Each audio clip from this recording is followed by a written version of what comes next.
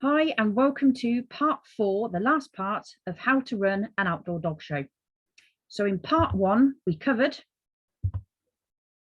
to start with a fun dog show, a date and dates when not to run one, where to look for a venue, toilets, parking, permission, where to look for a judge and steward, presents, and the judge and steward roles.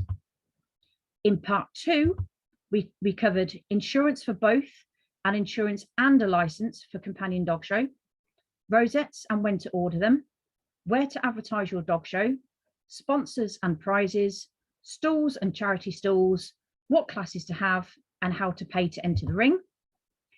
And in part 3, we covered booking in slips for novelty dog show, forms for novelty dog show, booking in slips for companion dog show, forms for companion dog show, number cards and safety pins.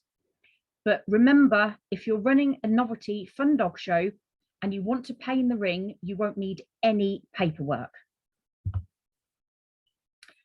So the final part, you're going to need equipment. Now, for the ring, you're going to need fence pins. You're going to need a hammer or a mallet, barrier tape or fencing. Now, personally, I would use barrier tape because barrier fencing is a lot more money and it's a lot more heavier and bulky to store and to carry. I would just use barrier tape. You can reuse the barrier tape. You can just take it down and just wrap it around something and then use it for another show. If it breaks, because sometimes it does in the wind, you can just tie it together or add another little piece to it, and it is so much cheaper. So I'd recommend using barrier tape. Around the ring, you're going to need some bin bags so everyone can put their rubbish somewhere. You're going to need poo bags, and you're going to need some schedules. It's very important to put some schedules around the ring. A lot of people will come without schedules. They might have looked at it online, but they might not have any data, internet, outside. And if you've got schedules around the outside, a lot of the times you can say to people, well, just take a photo of it. And then they've got a photo then of the classes. And importantly, you're going to need water and water bowls. For your water bowls, make sure that they're not too big, because if you've got a lot of puppies or, sort of chihuahuas, and they're a little bit smaller, they might struggle to actually reach the water. So try and get a few little small water bowls just around the outside. Inside the ring, you need a grooming table and a non-slip mat. Now, if you've got a grooming table, it should already be non-slip, so that would be absolutely fine.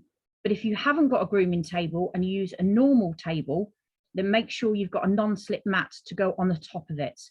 I've been to many dog shows before and they have forgotten this. And it's very difficult when they put the dog on a table and the dogs try not to fall off, and it's very awkward. So if you've got a grooming table, excellent.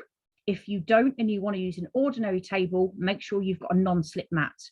Now, this is only for a companion dog show. You won't need this for a fun novelty dog show.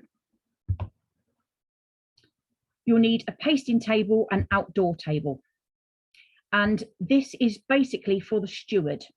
So the steward, especially if it's a lovely day and the steward wants to set out all the rosettes on the table to get them all ordered, and they've got you've got maybe some prizes on there, maybe a water bottle or something for for the judge, and just some bits and pieces. It's nice to have a table just inside of the ring, so it's away from everyone else, but you've got everything organized. Otherwise the steward is going to have to keep going back and forth. Outside the ring, do you need to provide seating? No, you don't. Mostly everyone will bring their own chairs. If they don't bring their own chairs, then they don't mind sitting on the floor, but you don't need to provide any seating for outside of the ring. Do you need to provide toilets? Well, as I discussed in the previous video, yes and no. You don't need portaloos, but you will need some form of toilet, whether that's you know, permission accepted from, like I say, the pub, which is just literally, you know, within sight, or like I say, you're hiring somewhere that's got a venue and you can use the toilets in there. What about parking? You will need parking. Now, for the venue, I would suggest something like this. You will get asked this a lot. Is it ringside parking? And this is ringside parking. So imagine the other side to where them cars are parked is where the dog show is going to be held.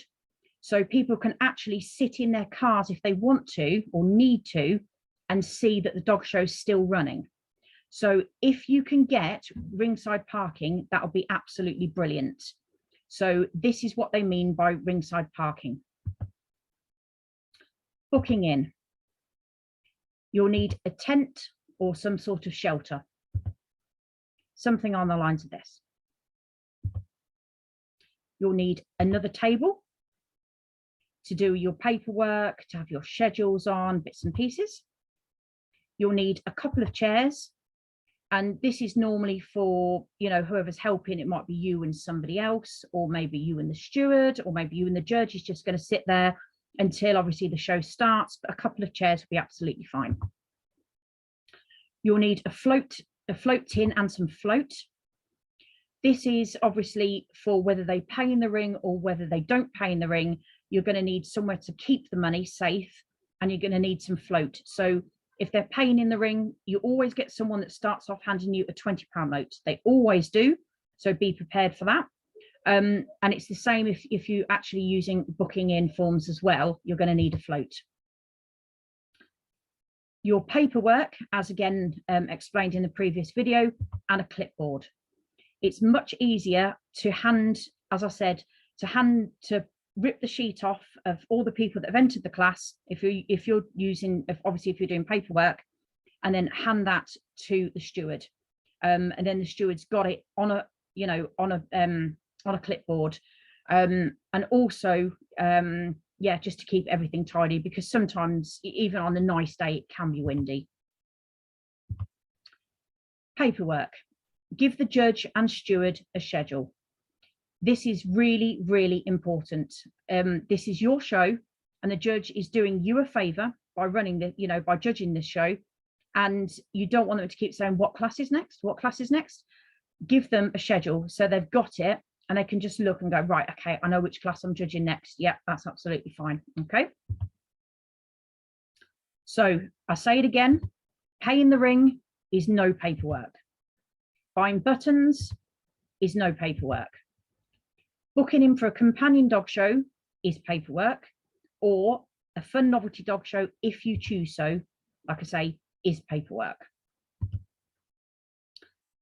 Final advice. Don't start the show too late or too early.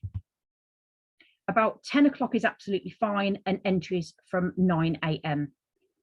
You've got to give people a chance to get there, to get set up, to get organised, speak to everyone, get their chairs sorted, park, find where it is.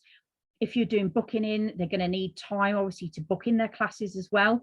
And if you've got stalls, it gives the stall people a chance for people to have a look around the stalls. Keep on time. Now, this seems obvious, but what happens is your show, say, for example, starts at 10 o'clock, and it gets to 10 o'clock and you think, there's not many people here. Should we wait? Yeah, let's wait. Yeah, I think some more people are going to turn up. The people that are waiting say, oh, I thought we were starting at 10. You say, yeah, we're just going to wait for some others. And they go, oh, how long will you be? I don't know yet. Right, okay. I just don't, have I got time to go to the toilet? Have I got time to do something? Oh, I'm not sure because I don't know. It doesn't look good. So, you can say show starts 10 o'clock prompt and stick to it. You need to kind of train them. I know that sounds awful, but you want people to say, oh yeah, so-and-so's dog show. Yeah, when they say they start at 10, they do start at 10. Don't rush the classes. Okay. So even if you've got one person in one class, two people in another, three people in another, and you can say, well, there's no point doing anything really. So there's your first. There you go. No, People are there to watch, they're there to be entertained, they're there for a day out, as I said before.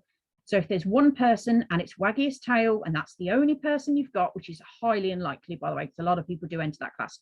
But if you do, their dog has to wag its tail and keep going and keep going and keep going.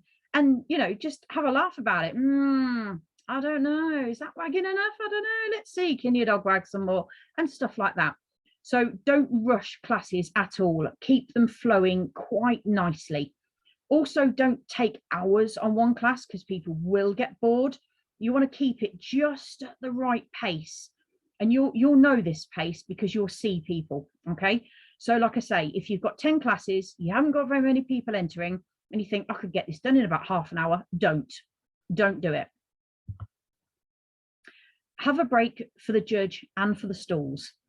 The reason is because this is mostly for the stalls if you've got stalls. Because people will just, as soon as the dog show starts, they'll just focus on the dog show and they won't think about the stalls at all. And you'll get all the stall holders looking at you going, thank you, I've paid for this, and no one's looking at it. So have a break. The break for the judge is really so the judge can just sort of, you know, have a quick drink, go to the loo if they need to, you know, any bits and pieces like that. But it sort of breaks it up, but tell people how long it's going to be. I wouldn't recommend long at all. I'd say, you know, 15 minutes. 20 minutes maximum, really. Yeah, we'll start the show back on, say, class 5, class 6, you know, in 20 minutes time, or whatever time that might be, you know, sort of 1:30. Okay, so yeah, have a look at the stalls.